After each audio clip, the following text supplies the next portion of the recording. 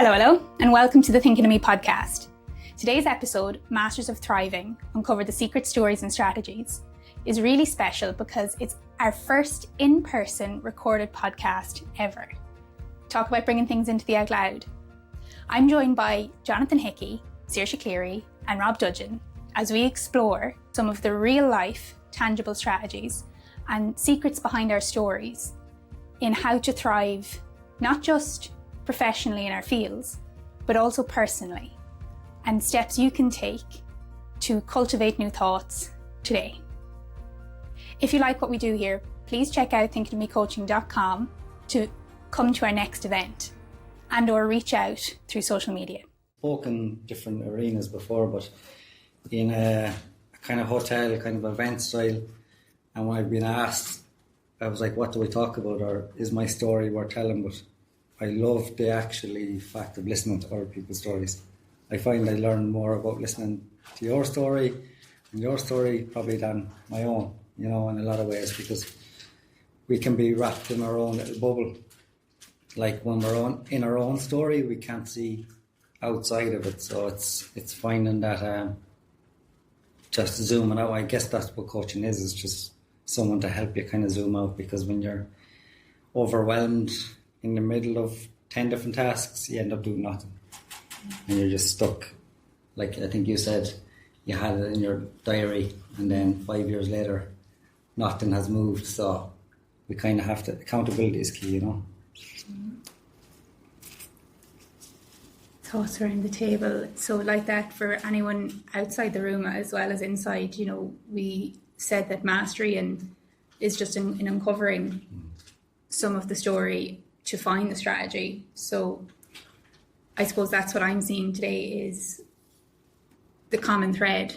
And we kind of chatted about that there in the break of like some of the commonalities that it shows when you share. That's where I'm at the minute. I suppose everyone's own story. Obviously we come from different fields, different industries, different backgrounds, upbringings and stuff like that, whatever. But everyone has, it's the same story but just told differently. And then obviously as Saoirse has said and stuff like that in terms of you're in chapter 1, what's the point looking at chapter 15 and stuff like that, you don't know where to go from 1 to 15 because you haven't written it out yet, unfortunately. And like that again is a thing. I think people want to be, as Saoirse has said, like at the end destination. What does the end look like? I don't know. I said we can only be certain of two things, and when it comes to life, and as morbid as it sounds and stuff, you're going to be born, you're going to die in some shape, way or form, and that's the end destination in some shape, way or form. But the fulfillment that you'll bring on your journey, on your life, anybody that will look potentially at my stories and follow me in socials and stuff, the kids are the driving force behind everything that I'll do. So they're at this chapter now, and I just seen something on Facebook and stuff like that from a parent, and I was like, you put your life on hold. Why would you put your life on hold and stuff just for your kids? You don't, because they've got to be a part of your journey. They've got to be a part of the chapter. And for me, I just don't understand why people put their life on hold for one different reason. Yes, obviously, things will arise and stuff, and then sickness, health, illness, all of these things. But however, as we've spoken openly, you've got to be proactive on it, because if not, time will stand still. You're no further on. You're potentially worse. So why not allow the chapters to evolve? Whatever it is, and if you're stuck on chapter 2 for 22 odd years, whatever, and you get your 23rd year or whatever, and chapter 3 kicks off, well then, hey, it's better than it not being unwritten, because you're going to leave legacy and stuff. As something said to me before, is leave a legacy. I'm not going to be running for president of Ireland or anything of that nature and stuff, but I will impact the lives of people. So that's me leaving my legacy behind and stuff like that. They should impart my wisdom, whatever that looks like for an individual. Definitely. And I think the impact, we all agreed, in organising, being part and doing something like this, that it's the same message of, 1 or 100, or one cow that shows up, you still feed it. You speak to that one person, that whisper that's there. A legacy, when you look at even within your home, and, a few things today where the why links back in some way, shape or form to whether that's the younger you or the younger yous that now you're taking care of. Your legacy doesn't have to be global to make a huge impact. And Jonathan, I know, like, from when we did our episode that together, like, one thing that has come up with anyone who chatted about your episode with me after, I got it from 3 different people, in how you have that approach with your children, jump. I think is the way you said it. Is like, It's not don't jump. It's like, jump, I'll catch you. So yeah, when you say legacy, that's what I hear. Yeah, we've had it today and stuff like that. For anyone who knows me and stuff like that, my parenting skills and stuff is probably out there when it comes to it. Because I think to my parents, obviously, to know disrespect them and stuff, but fear is imposed on us. I have my kids doing the most random of things and stuff like that, jump off the countertop.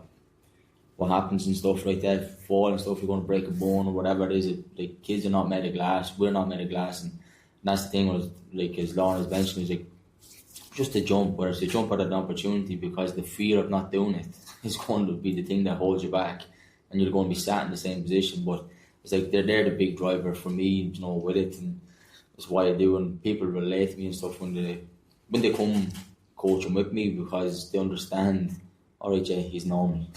He's not this like jumped up monkey and stuff like that behind the screen. I'm as authentic as you can get, because I'm not going to, like, Ireland is a nation of people pleasing. I'm not going to please everyone. I can't. It's next to near impossible. And like that again is, we outgrow certain things, like, me and Lauren go back and stuff like that, in terms of through family and stuff, and like that again is like, that's outgrown and stuff like, and that's perfectly fine, because that helps evolve that person and stuff. And I think you've got to go through that, unfortunately, to come out the other end. And when you do, you feel better about yourself, as a consequence.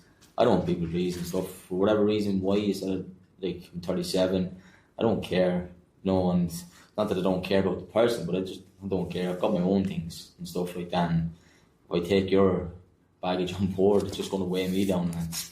It's hard enough as it is and stuff, like, to carry myself around, so I'm not going to try and bring extra stuff with me, and that's the thing when it comes to it. But a lot, like, that's why the big driver for me, because, like, little did I know and stuff like that, I become a parent. And so, like, Molly's 3.5, Josh is 21 months, and it changes your outlook and perception. I'm sure Saoirse can share on that and stuff, like, as your little, like, as you mentioned there. And for me, we're like, body image is a big thing, but like that again is like, to have that rubbing head and the patting head and mammy, you're pretty and stuff like that. That's what I always say to Molly and stuff. You don't need makeup, you don't need anything, you're beautiful the way you are. And now she'll say it. However that long that lasts, I don't know, because we're not in control. We can only, teach them and stuff like that to make their own choices and stuff like that, and decisions, and obviously hopefully that they're good ones and they're not ending up in Mountjoy prison at some stage. That's a big thing though, like when you said there that, like, you're not like leaving a global legacy, sometimes like the most meaningful ones are left on those closest to you. So that's like, sorry, do I still have the You're just a bit quieter than the last. Sorry. So like, the biggest impacts can be made on the ones closest to you. You don't need to have a global legacy to leave a good legacy behind. Like that, like, your kids are going to grow up now with no fear of, like, jumping off like counters, but like on a wider sense, just fear in general is going to feel different to them rather than being kind of afraid of everything. Yeah. And another thing as well that you mentioned is that, like, you've got your own things, and I think Ashley mentioned it earlier about, like, being afraid to go to the gym or whatever, where you think everyone's focused on you. I had a big thing, like, I thought everyone knew about my hair and was talking about it and stuff like that, where it wasn't further than the truth, like. And when you get past that, you realise, like, nobody pays attention to anyone else. Everyone's so focused on their own things. Nobody can tell you what you wore to the gym. Nobody's looking at you in the gym. No one was looking at me going, oh my God, look at her with no hair, look at her wearing that wig. And it's a big thing to realise, because once you know how wrapped up everyone is in their own lives, like, it just leaves you to live yours a lot more freely than worrying about what everyone else thinks. I used to think that with you know, you asked earlier with the gym and who's afraid of like walking into the gym, and I was one of the first ones, you know, put my hand up or intimidated by the gym. I fell in the doors. I fell in the doors of it was Fly Fits to Lurgan, and it was my first PT session, and then I was sick in the back with nerves, like genuinely, after having done the thing of coming in and, you know, hiding on the treadmill and seeing the scoping it out. Yeah, you know, well, not of that one, of other, you know, but that's my first time in that particular gym, but of after the same kind of pattern of like going in and hiding and whatever else. Yeah, that like, oh, people are looking at me, they're looking at the weight I've on me in the gym clothes that I'm in to come lose the weight. Like, you know, it's like when you kind of catch some of it and break it down, people are more focused on themselves than you think they are, you know, in the sense that like, no one actually cares, you know, and it's that teenage thing.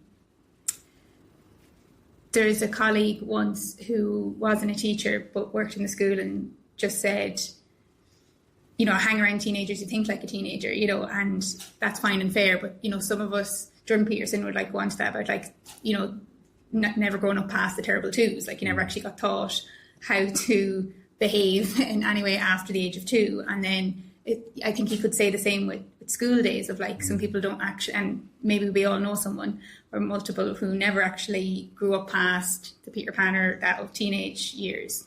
And that's just what comes up for me in thinking people don't actually care as much as we think, especially as we get older and mature. And if they do, then maybe that's not your tribe. Like they're not the ones that you want the opinion from even in the first place. That's a big thing to put back onto people as well, though, because that was a big thing with me posting for my 400 followers on TikTok. Like, what will people what will people say? Like, you know, and I started off as I have 2 separate accounts, so I made a new one and I followed nobody on it. It was like a secret account. And then I started getting follows from people like I went to school with and like people from town. I was like, oh no. But then I really just was like, I've come across girls from town or whatever that I would have known, and my first reaction would be like, oh my god, well done, you're putting like little vlogs up on TikTok or you're speaking out or whatever. And I was like, that's really good, and I follow them all and I'm delighted for them all, or makeup tutorials, whatever it is.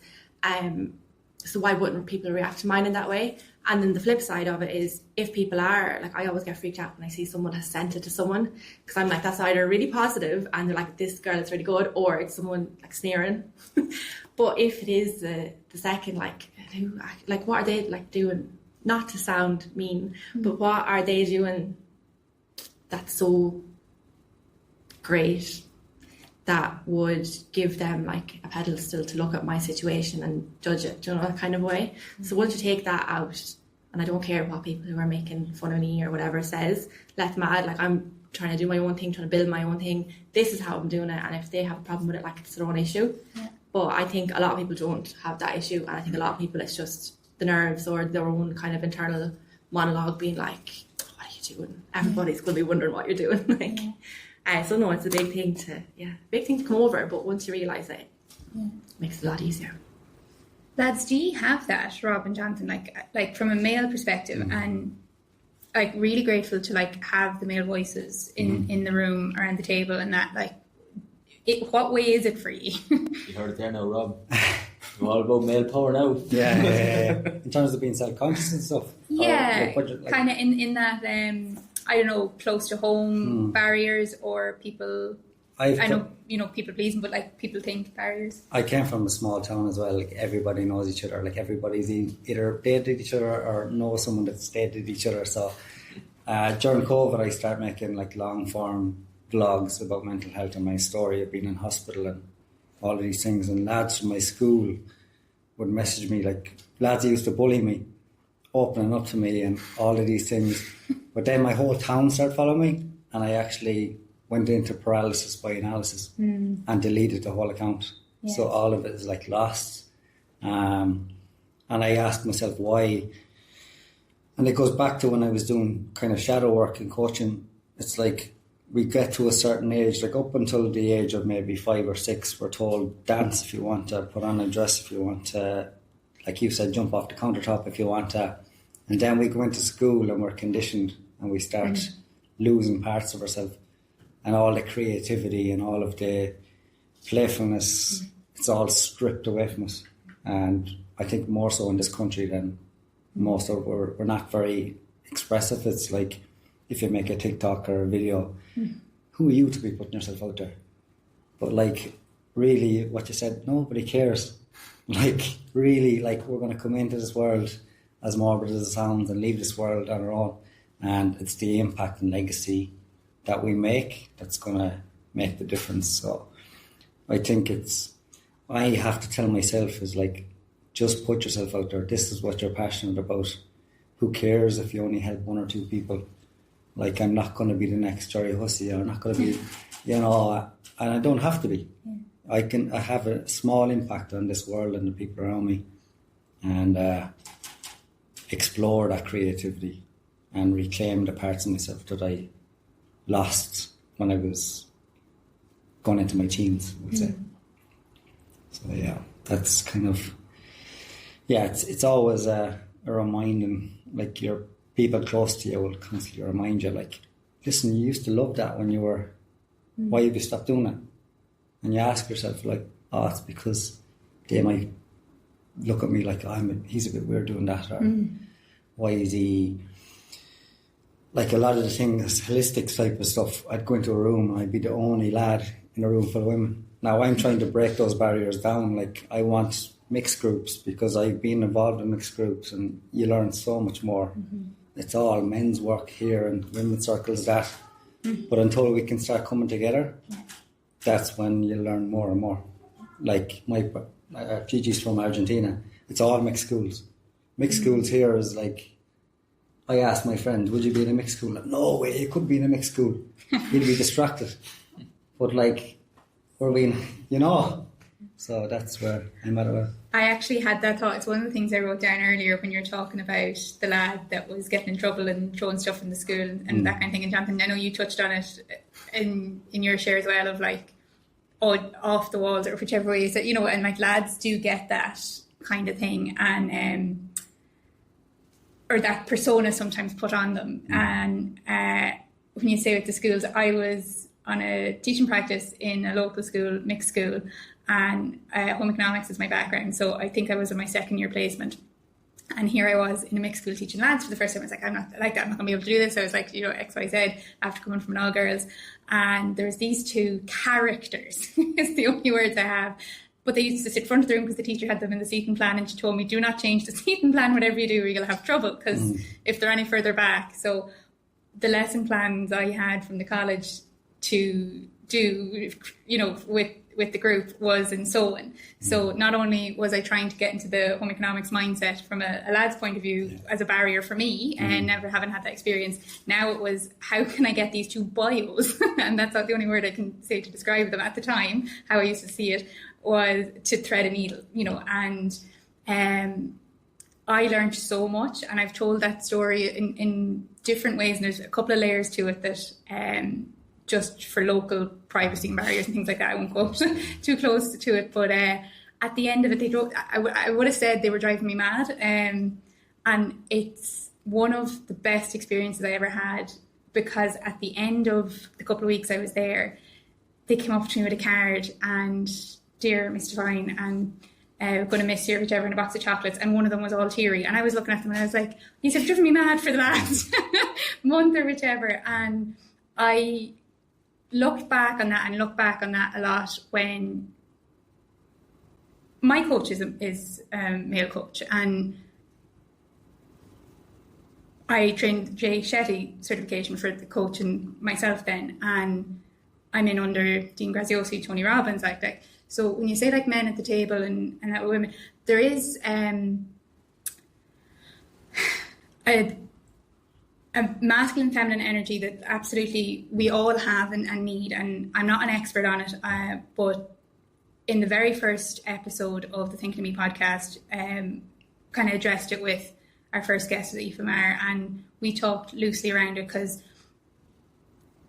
our first season was women only for my space, to be honest. And the very first person to call me out in that was Jonathon Hickey, down with this sort of thing or whichever, and which is true. But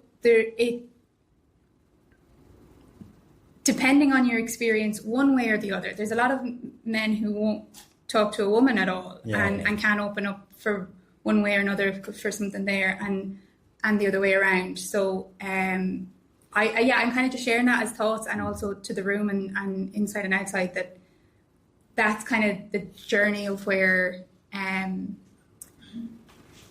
the story of Thinking of Me is at the minute. And Jonathon, like, I know that's important of having the male voice there, but I know recently you were working with is it a female coach, or I know you're doing some kind of meditative work or that. I'd love to hear a bit more. Rob may know and stuff. So Jamie Janko. Yeah.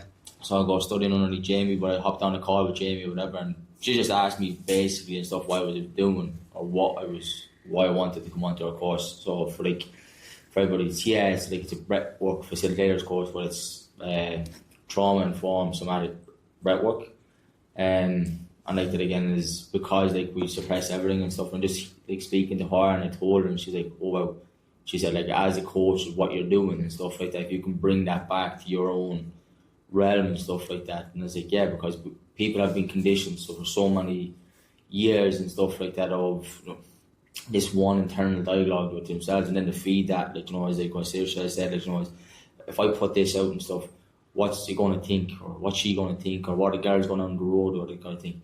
Well, who actually cares what they think? Because they're not the ones that are going to feed the mouths and stuff that are around the table and stuff. So if you got to put out your thing and stuff and break that conditioned element, it's just going to help you massively and stuff. Or like, you know, like when we walk into the gym, as I said to people and stuff like that, is like they don't care what you're doing, because you could be starters and have all your bits out, and they don't care because they're so engrossed in their own thing, whatever and stuff like that. Like, you know, that they don't know that you're whatever shape, size, good, bad, or indifferent and stuff like that, what that one will be, because they're so highly focused and sensitive in their own little unrealistic world. And that's where, like, obviously partaking in this breath work and stuff and having experienced it for the first time 3 weeks ago, I'm big on, may not seem it looking at me, but I'm big on opening up in terms of like what I can see, what I can't see, and having that experience and stuff like that. And as I spoke to the facilitator after, I said,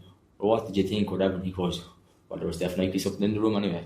And that's it. And I could feel and stuff, like 2 people have passed away and stuff like that. Obviously one with my cousin, who was a lady, so there was a female energy, and then obviously there's 2 others, one with my grandfather and then another and stuff that had been a good mate of mine and stuff, who was taken way too early. And seeing them directly and stuff like that straight away, like I could feel it. And that's why I wanted to bring it on this. I wanted to go on this journey because I know and stuff, if I'm feeling it and stuff, like obviously it's a little bit teary-eyed and stuff, it's going to impact and it's going to help somebody else. Don't unblock it. I have friends, family and stuff like that, like, you know, that could potentially reap the rewards of it. And I had a comment and stuff like that from somebody that Lauren will know, whatever. And I was like, that's exactly what's wrong. And stuff like that, because like, I had termed of what I was going on, trauma informed. And he was like, it'd be a traumatic event and stuff if I had to hold my breath. And I was like, and I just replied back and I was like, well, that's the exact same reason. That's the reason why you should be going and experiencing it. And I just left it at that. And that's where, like, I don't, like, I'll hit it with it hurts and stuff when it pinches the nerve, and that's perfectly fine. I don't mind, because like, if you're going to work with me, you like me, you don't. That's perfect. It's perfect. But it's the reason why I'm going on this. And I've had some of my male clients and stuff like that. I work with 99% of women. And as they say and stuff like that, you know more about me and my period and stuff like that than my fella does. Yeah. And it's that thing with it, because it's the connection that we have. And going on this, I know it's going to elevate it and stuff that a little bit more to help them. It's not to help me and stuff like that, but it's helping themselves and stuff like that. And it's like health and fitness is just deemed the one thing, whatever. Whereas I think if we open the doors and take off the blinkers and stuff like that, whatever, it can be such more powerful or impactful and stuff like that to us and serve us in a better position and stuff. But like yeah, talk. You just please talk. I'm not going to talk to the person. Why? Because they're just prying for information, and I don't need that. I'd just rather sit there and be like, God forgive me, and anything that I'll ever say is just in my own opinion. Is I'll just sit there like a mute. I've got nothing to offer this conversation. That's me out. Call me back in and stuff like that when you're talking about something meaningful. I'd love to hear on that, because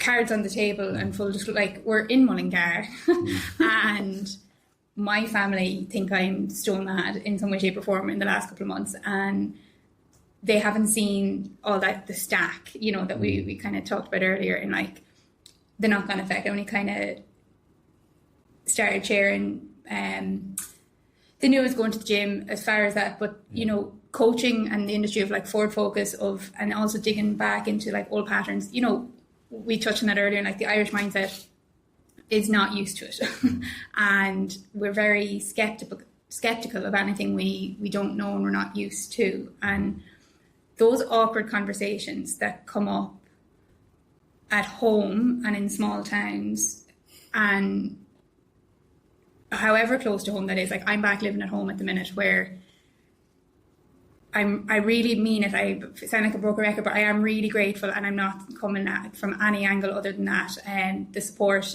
has been unexpected, but also some of the expected challenges are also there as well with that. And because this is a whole change for me in terms of what I would have been used to, you know, when you follow the whisper, of this is something I'm meant to be doing, and I know it's not all mapped out fully yet, but I know that it's helping one person, it's helping people, and this is my story, and I can share that honestly and getting more and more honest with all of that. But it doesn't come without people maybe who aren't ready or are never going to be ready to see things the way you see things, or think the way you think, and that's everyone's choice. And I'm 29, but I was 22 when I kind of really woke up and just said, I'm not living my life, I'm living someone else's. And I just didn't understand at that age, like what that really meant, and why like there was so much unfulfillment as such, you know. And for me, that quote constantly, you know, success without fulfillment is the ultimate failure. So, you know, you can keep getting all the things right and doing all the right things and the next, but unless you're happy, and where is it that you're not happy? So with my sledgehammer, for anyone who doesn't know my story, I'll tell it again, in that it was, I just had to break everything to see what is that, like what is it? And you learn from that and like that. So whoever close, further, and outside this room as well, who isn't thinking in that growth direction or can't really see or hear things from your way, Jonathon, like in the quiet approach, absolutely. What do we find works, or what challenges does that come up? Because I know one thing for me is the only strategy I suppose I can say, I need my space. Like I just need it's exit. You could call it fight or flight, but like it is like acknowledge it. You know, there's a mentor of mine that would say, you know, bless them and block them. When I talk about like social media, they're like bless them, block them. And so I'm like, okay, thanks, and I'm gone. You know, not in a I'm running out the door way, but it's like I'll find a way to remove myself from the people or the environment. But yeah, because like on this journey that we're all on in different path points, I'm sure there's been those moments. Definitely for me, I think it's like, it's an old saying, it's so cliche, but it's true. It's like you have to slow down, speed up. So just remove all the outside stimulus, like, and just whatever it is. For me, it could be sauna. For you, it could be in a bath. For someone else, it could be going for a walk in nature. It doesn't really, like none of the, like creating, when I'm creating a pathway forward for my client or helping them see a pathway forward, the systems are really simple. Like there's nothing ultra complicated about it. Like I'm not a neuroscientist, even though I'm fascinated by all those areas. So really whatever you can do to remove all the outside noise. And for me, and I do need, like yourself, I do need me time, I call it. So go somewhere where you feel safe, because what you're trying to do with anxieties or stress about the future or worrying about what you're going to do next is you're trying to create safety in the body. And when you create safety in the body, then all the parts of your brain that are involved in creativity and seeing things clearly start to work and function in a better manner. Like, whereas if you're just thinking a million and one things, and like my thing was going to the gym and doing like a really over the top aggressive workout. So my nervous system was already in bits, and then I'd go to the gym and do a workout further, making my nervous system hurt more and more. So I come back and I'd be wondering why, like, Jesus, why do I feel even more frustrated after the gym than before it? Because I was told exercise is the cure, but like it's only one part of it. And like with Jonathon, if you don't start working on the mindset part of, and that's why he's incorporating the breathwork into that, because energy-wise, like whether it's be in the gym, whether it be in work, whether it be studying, if our energy isn't flowing correctly, and one of the biggest drivers, like there's an old saying in most breathwork courses, and with Pat Divley, who taught me it, it's like your breath is your remote control for your nervous system. And when I learned that, I was like, Jesus, should I do that every day? Like, I just need to find ways to manipulate it, and I can completely change my state, you know? So that's my 2 cents and what I do kind of for me, and what I try to help other people find their method to, like, get away from the madness. Yeah. And it can't be just like, I think we're obsessed with, I think somebody mentioned it before, like we become obsessed when we start healing, we become obsessed with healing. So it's like, the next thing or the next course, or you never actually start to enjoy life.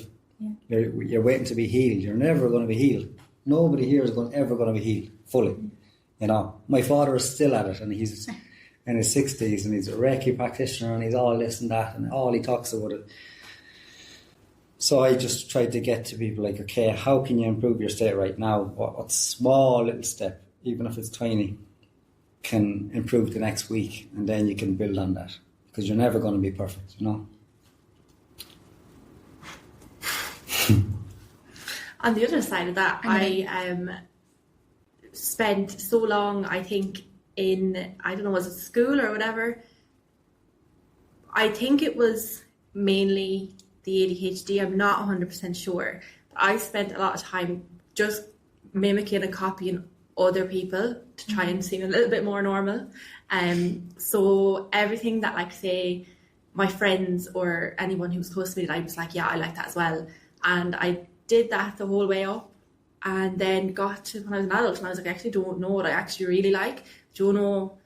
I still don't have any hobbies, because I'm like, I don't know what I like to do. I don't like going to the gym, but I don't like going outside. I don't like exercising as a hobby. Like, I do it, but nothing makes me, yeah, this is a hobby.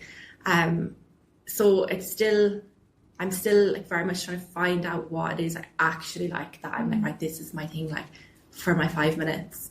I can't sit in the bath for long because it drives me mad. I have to get out, I have to be doing something. But that's like my own little side quest that I'm on, just trying to find an actual hobby. But I find a lot, like, I don't, like, sometimes being on my own is fine, but I need to be moving, I need to be talking to people. It's like meeting my friends for coffee, going outside with the kids, just doing something, or like removing myself from a situation. Might not be anyone like influenced the situation in a bad way that I have to remove myself from. But even if I'm like just sitting around for too long, I'm like, okay, no, I have to do something. Just changing up what I'm doing.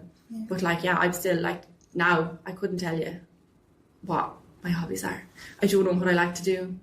I know a few bits and pieces, but like I still haven't a clue. And I think it all came from just literally mimicking other people and being like, that's what I said the first slide or the second one, like, she's doing that, so I'll have to do that, or like, they're my age, I'll have to do similar, I should be there, rather than focusing on what my actual interests were. Reading was a big one, and I kind of stopped reading the whole way when I was like a teenager, bar like Harry Potter. So that's something like I'm trying to do again now. Obviously with kids, I don't get a whole lot of time to sit down and actually read a book, but yeah, that, like, it's a big gap not to have a hobby. And Brandon, my fiance, always just find yourself a hobby. It's not that easy. Okay. But that's a fun thought, because first of all, like, that's great that, like, there's an acknowledgement as well that, you know, there is a bit of a gap, and that's where you're at in the journey. And that doesn't, you know, it's like, it's the wheel of life. Anyone who's familiar with the wheel of life, you know, one thing closes, another one opens up, you know, all that kind of thing. So That was a big part of my journey, was like in coming back to finding my hobbies. There was encouragement at my weekends during college to spend them in certain places or with certain people, rather than go and doing things with my weird friends, quote unquote. And sometimes where your relationship like that can encourage you to find space in other areas, or there's something that's put you a nudge to find that kind of passion or that grow again in something. Like, I got back into drama and theatre, and now, can I say it's my hobby? I think I can. There's some drama in the room as well. But I know right now it's a gap. It's not something I need to fill, because I'm working on something else. Yeah. So it's that circle of things open and close. So there's some of my thoughts. I didn't jump in on anything I kind of said. I don't have a question right now. That's just where what's coming up for me. But just a quick point is, it is hard to find a hobby or these things in the smaller rural towns. Yeah. Like, as much as Dublin hasn't been my most favourite place in a lot of instances, it does open up like things like spiritually minded groups or holistic groups or breathwork.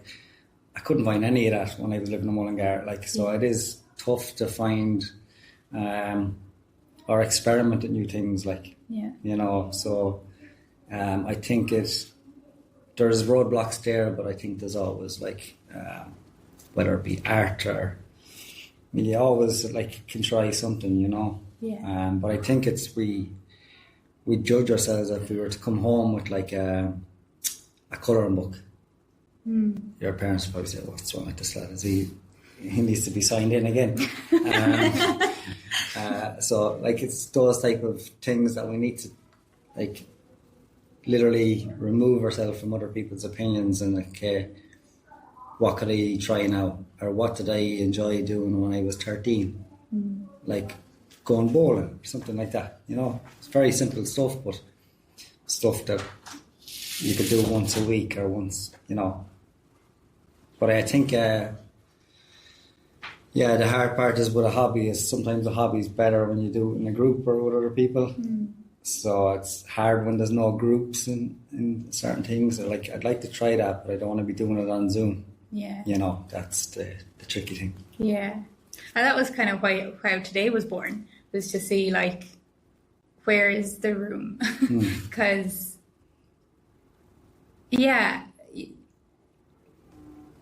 I'm a very person. COVID, that changed everything for everyone. Whatever little bit I used to talk into the phone, I started really using it then for stories and that, and reaching other people. And it was the only connection point. Then put me into a one bed studio, not even a one bed, a studio with a bed in it, a room and a bathroom. That was the only way of having that. And what do you find? Jonathan, you do some online, how do you find personally and professionally, where are things at right now, do you think? From an online perspective and stuff like that, to get back time, because I don't want to be a 65-year-old PT and stuff like that on the floor, but obviously you still want to serve the people, that's where the online aspect comes in, because obviously I launched the Ginger 8-week Fat Loss Accelerator and stuff, just as a foundation and stuff for people to be able to, get started and stuff like that, whatever. And have people from Mullingar. There's 2 people, I don't even have a clue how they even followed me, whatever, but I do know they're both based in the UK. So now I'm coaching people in the UK and stuff, and it's they're exactly the tools that I have from a human connection perspective in person and stuff like that, it's just transferred online. But I think, and just as I say again, it's my opinion, there's so many people in terms of an online perspective want to jump on because it's a quick buck of making money, and they want to get to this arbitrary 10k number. It's when you get to 10k, it's no different when you get to 76 kilos on the weight scales and stuff. What the fuck does that mean? Nothing and stuff like that, because if you're not happy, you're not fulfilled, it's not going to change. But I had somebody reach out to me, whatever, and he's on the online space, whatever, and he goes, I'm thinking of doing a little bit of coaching at my studio, whatever. And I was like, that's great, fair play to you. Now you see and stuff like that you're not losing the human connection. I said, because now you're coming back into it, and I think that's what has to happen.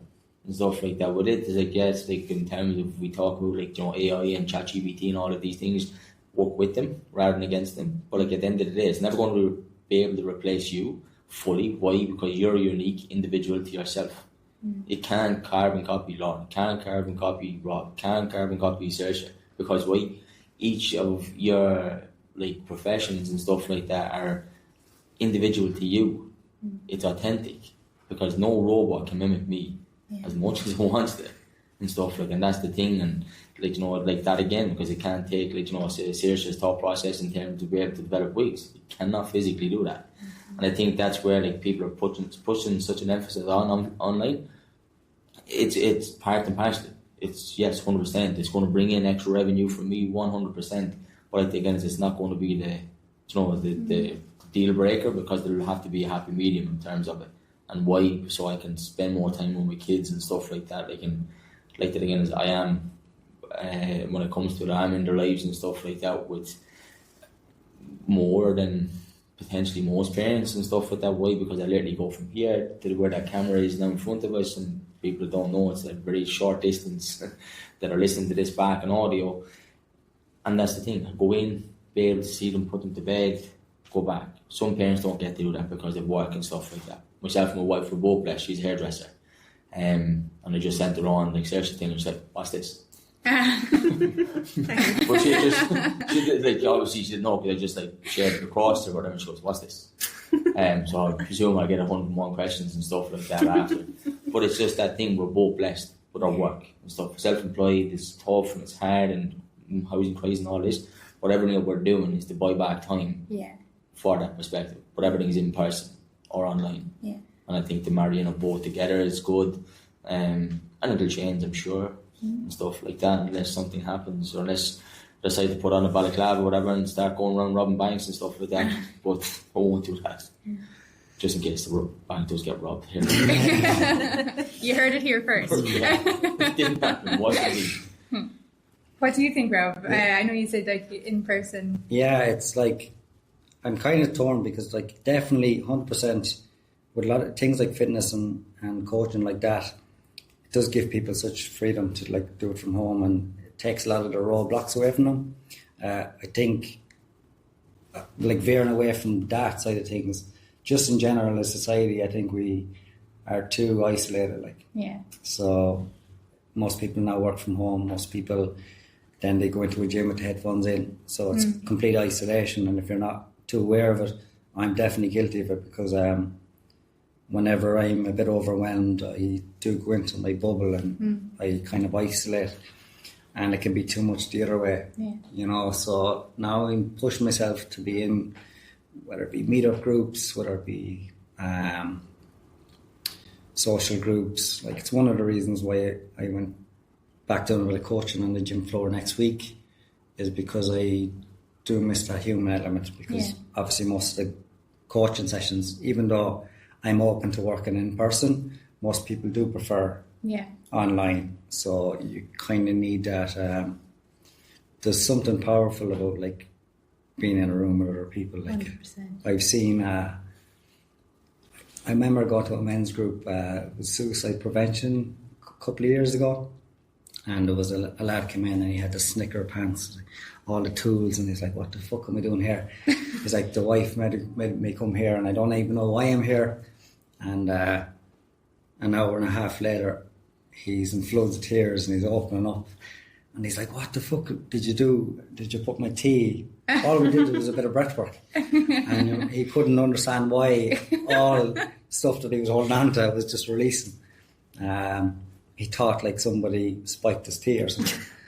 But those are the type of things that if we don't allow ourselves that space to be with other people and learn from other people, then it's like when I was in Portugal, it was like work, repeat.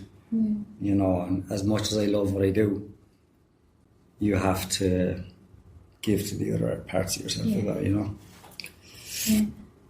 What do you think, Saoirse, like in looking for the hobby as well, like online, in person, like where do you think things are, or does it look like for you? A mixture of both it depends. So, I mean, for work, online is handy for people, say with the wig side of things. They don't have to be local. Online is great for that aspect, but if there's an opportunity for in person, I much prefer it. Like, I even remember job interviews and stuff before, like I'd always prefer them in person, because I just feel like you get a sense for the person and you can like better help other people get a sense for you in person. Whereas Zoom, I always found Zoom interviews way harder than like in person. And like that, I'm like a people person, I get on well with people or whatever, and I'm just more relaxed in a room when I'm talking to them rather than on a phone. Or even yesterday I was meant to have a Zoom meeting with a lady from the local enterprise office, and we couldn't get to work, so it was 2 hours over the phone, and I hated it. Like, it's horrible. My hand was killing me by the end, and I couldn't hear her properly, and I couldn't see her, and then she'd stop talking, I'd start talking, and it was all talking over each other, and it's just some situations great, but if there's an opportunity for like in person, even better. But even like the Zoom, like the face to face is better than the phone. Do you know what I mean? But in the likes of hobbies, I would 100% prefer in person. I did for a little while do like so random like sublimation printing and stuff like that. It was like printed onto like glass and was good. It ended up turning into a little bit of a business, got a little bit stressful, but it started as a hobby.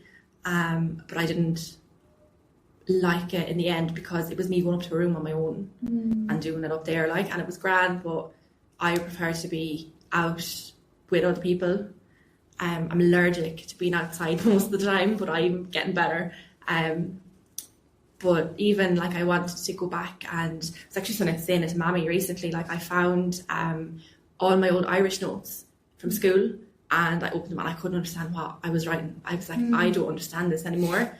I was like, this is terrible. And then I actually watched the Kneecap film. I was like, oh my God, I need to go and learn Irish again, because I've forgotten most of my Irish. It's terrible. So I was looking online for Irish classes, lessons, whatever, and they're all online. And I was like, I don't think I'd like to every Monday evening online or whatever. I prefer to go and sit somewhere with a group of people and learn. It's a lot easier, in my opinion. So I'm still on the hunt, although I do have 2 teachers in the room with me, so look at me. I hear that. Yeah, I think it's the same commonality. There's like a pro and a con, and I always said that like I've no interest. I don't have show reels for like a drama side of things, so like going for auditions. Like I don't, because I just point blank hate film work. Like I don't like it. It's not yet. Here I am with my social stuff, but from an act, it's a different energy, you know. And I like in the art centre here in Mullingar, like circa God knows when, like 2009, 2010, whatever it was, of on the stage and the lights and the food and it's just that very end, you know, that like stress thing of like then you can release and then you get the energy back from people, because I'm sure it's the same on the floor and working with people. It's like you have that literally you can feel that connection in some way, shape or form, or you know, in that communication that you are actually with someone, you're connected with someone. It's the same kind of thing I find from a hobby side of things. And it's interesting. I think we're in an interesting point of time and that kind of thing as well. And for people who are here in the room and who are listening back, you know, that's, as they say, the extension of how we can connect now, you know. And I just think it's a fun thing to think about as we say, like, things move forward, because we said that today in terms of like strategy, it's like it all comes back to what works for me, you know, and also is there something new there that maybe is helpful. Is there any kind of final thoughts or takeaways ourselves from today that we'd love to just kind of bounce off or just have heard? And for me, it's reinforced what I already knew, and just if I could tell anybody in the room the same thing, is no matter what, if you feel a bit discontent in some way, it's just like find your why and just make a small step towards it, because like nobody, unfortunately, it's morbid enough, but nobody's coming to save you. Like, there was no knight in shining armour whenever I was lying on a hospital bed, or you're at your lowest ebb, and you kind of you have to just start digging. Like, but it's simple enough, but I think you have to. I think it was yourself that said, be the person that your younger self would have needed, you know, and that's what I always go back to. I still have a photo of myself and my cousin outside Anfield when I was 11 or 12, and that's my anchor all the time, because fortunately I had to cut out family as well. So I didn't have that support system. I have a great group of friends, a very open group of lads, but yeah, every time I'm struggling, I'm like, feel like giving up, have the photo there, and I just, okay, go back to that. What would he need right now? Yeah. You know, and it's, I encourage anyone to do the same. It could be an old journal, it could be an old doll, it could be an old wrestler. I used to love wrestlers. Whatever. Yeah, something to remind you of your younger self, and you're like, okay, that's why I'm doing it. Or in your case, your kids, you know, you find your...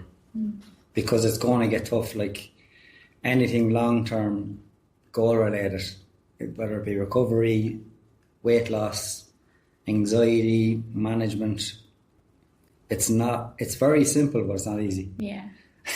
So it's like day after day putting in steps and building momentum, like brick by brick. So yeah, that's what I would say, is just start, you know, just jump.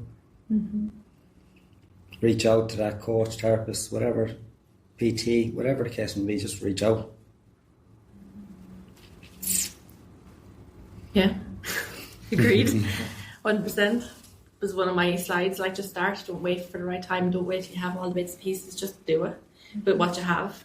Have you any action points after today, Saoirse? I have, I'm reading my list. The big one actually is, my mother's going to kill me because she always says it, linking your physical symptoms to your stress. She's like, I told you I have to tell you that for What's years. one thing you could do to manage your stress? Calm down, stop. I'm hoping now it'll calm down a little bit with everything with ADHD, but I know I keep saying it, but it's literally that had me in overdrive for years. There was never a time that I could just stop. As you were saying, I was always on to the next thing. Once I had one thing done, I was on to do the next thing. And even recently, I was literally working 7 days a week, because I was still working in the hospital as well. So I work 2 nights in the hospital. I have 2 businesses on the go. And it was the end of last year. I hit a complete wall. I completely burnt out, and I was about to just give up everything. I was like, I can't do it anymore. And it was at that point where I was like, okay, I really need to cop on and figure out what I'm doing. That, and the fact that I didn't want the kids to all of a sudden be teenagers and me have worked 7 days a week the whole time. So I just, instead of kind of implementing new stuff, which I always would have looked externally for solutions, I looked at my whole life and was like, right, what can give? Because obviously it's not going to be kids and stuff like that. So I worked my life out in a way that didn't stress me out every time. Like, I was waking up stressed, I was going to bed stressed, I was asleep, or couldn't sleep at night because my brain was literally in overdrive. So it was just cutting out stuff where it could be cut. And I think a big thing was, because I had started into my clinic, I didn't want to reduce days in the clinic because I'd put so much work in it. But when I started looking at it as a point of view as, I'm not stopping it, I'm literally just reducing it until there's room in my life for picking it back up again. So it might be when the kids are in crash full time next year, or when they're in primary school, or something that gives me more room to focus on something else. But it's like juggling too many places at once. They're all going to smash if you don't just kind of calm and focus on the most important ones. That's my 2 cents anyway. And any final thoughts or takeaways or actions? Yeah, nothing mentioned that anybody hasn't mentioned, but just feel the fear, just do it anyway, and regardless of what anyone else thinks, and just keep going and stuff. It's never going to be easy. Your life is not linear. It's going to be up and down across the way, and everybody's much more resilient than they think they are, or that they give themselves credit for. Because if I was to ask anybody, and we just mentioned COVID and stuff like that, like, who got you out of COVID? It wasn't your sister, your brother, your mother, your father, your cousin, whatever. It was you. You had the ability to keep going. So you are like 10x more resilient than you give yourself credit to, or for. You know, and that's what I would say to anybody. Is like, you know, if it was wired, it'd be resilience, and if it was like, you know, anything else, just feel the fear and just do it anyway. I'm wondering something in my head there, and just after going again, I can't remember what it was. No, go on, it'll come back to me. I'll tell you in a minute. Are you sure? Yeah, no, it's gone. It'll come back. You go ahead. I'm just trying to think my own final takeaway. I think something organising anything is always, you're thinking of all the outside cogs, you know, and my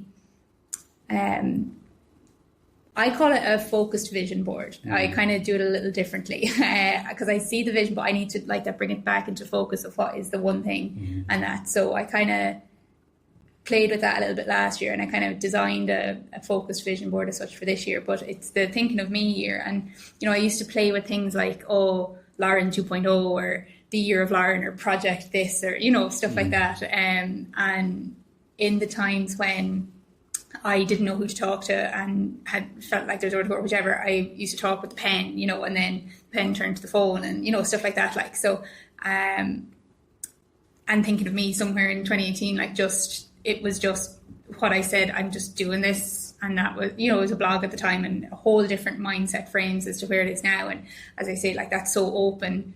And I'm not going to take it away because it was that moment of like shit. And I actually haven't touched the Instagram blog since launching coaching. I actually haven't. I kind of purposely haven't. And for anyone in the room and listening back, you are going to see there's a branding change. No change to our mission, the statement, philosophy, anything like that. But you'll see some slight changes coming. That's kind of where that's at, and trying to learn all the strategies from that side of things and how to help other people a bit clearer, because like that, it's how do you present something a bit more linear you know, and find a way for that to help people. So I share that and say that because that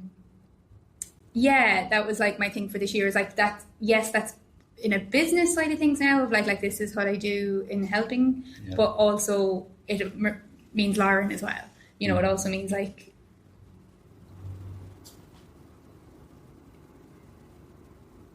I think my biggest takeaway today is in that simple thing of like fulfillment. It starts with it. You know, you have to really, and I've kind of heard that mentors, coaches lately a lot with me. I've been focusing on, this is so radically honest and open room. I'm learning on the go. I'm building the plane as I'm flying it. I am getting feedback and kind of feel like I'm doing everything wrong in a way, but I'm moving. Yeah. And I think like for anyone who gets stuck or that, like it's just move imperfectly, and we're moving imperfectly. It's going in the right direction. I am, and collectively as thinking of me is, and just remember to start from that place again. I think is it's a cycle of mastery, isn't it? It is, isn't it? Yeah. Unconscious incompetence, you know. It's like keeping that in the back of your mind. You're never going to be. But like it's very easier said than done, so I just want to thank you for putting on this event, because it's such a huge thing to organise something like. I've done events and piggybacked off events, but to actually do it like fair play, and hopefully everybody enjoyed it and took something from the day. And so just I want to express gratitude to you, you know, for organising and for inviting me and for everyone's time today. Thanks for coming. Yeah. Thanks for coming down. And Jonathon, thank you. And Saoirse, thank you. And for anyone listening back, thank you, friend, for listening. Let us know your thoughts in the comments below. And check out our show notes to contact our speakers directly. Subscribe so as not to miss our next one. And until then, talk soon.